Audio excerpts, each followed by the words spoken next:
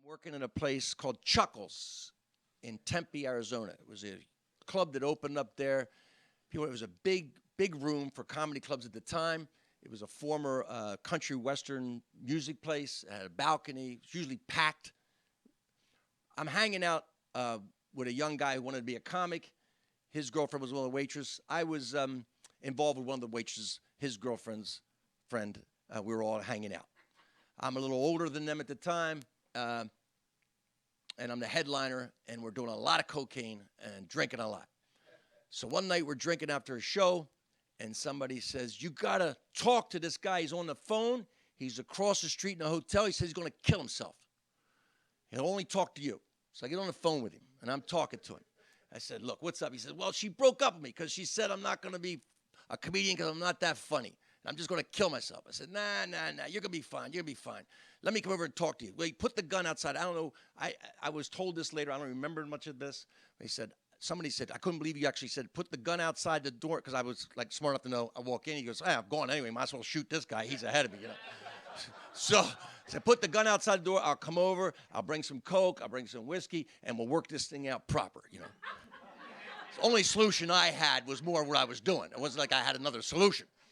So I'm talking to him. What I didn't know was that the waitress had called the police.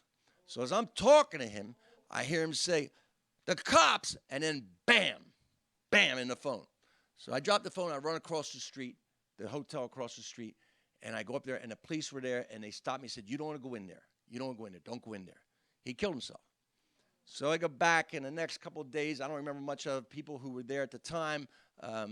Michael Finney and some other comics told me about what happened. So I just kind of blacked out for the next couple of days. Did a lot of drinking, a lot of pills, a lot of cocaine. Did the shows, apparently, whatever they were. So forget about it. I don't even remember this story. I don't remember this story. Cut to like 2 years ago, 3 years ago. I'm doing a benefit for Michael Finney in Arizona, the Dry Heat Classic, which he does a golf tournament and a comedy show. So I'm closing the show one night. A lot of great comedians. I just happened to be closing the show. We're talking backstage. He says, "Do you remember that guy who killed himself?" I said, "I don't know. I forgot all about that." He said, yeah. And he called you, and then he shot himself, and you ran across. "Oh, no, I forgot all about that. Yeah. Really? Oh, wow, man. I forgot about that." He said, "Okay, I'll bring you right up." Okay. So Michael walks out there. Big theater house, 500-600 people. He goes, "I'm bringing this next comedian out." And he tells the story. He says, "Ritch is talking to the guy, and then the guy shot himself." Now, you know the audience is going along thinking, Ritch is going to save the day. But I didn't. And then Michael realized what he had done. And he goes, "Oh." And he tries to do a joke. I guess Ritch is the worst suicide hotline operator ever. It was literally